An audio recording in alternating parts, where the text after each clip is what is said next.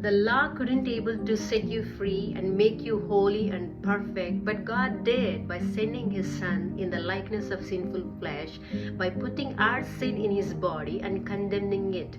So it is not just Christ who died. All those who believe in him are dead to sin with Christ and was buried with him and rose again with him as completely new creation, holy and righteous and perfect, just as Christ is, having the very nature of him in them. So if you don't understand this, you will have a confusion about your true nature in Christ Jesus, not realizing sin shall not have dominion over you, because you are a new creation in Christ Jesus. The old one is dead to sin.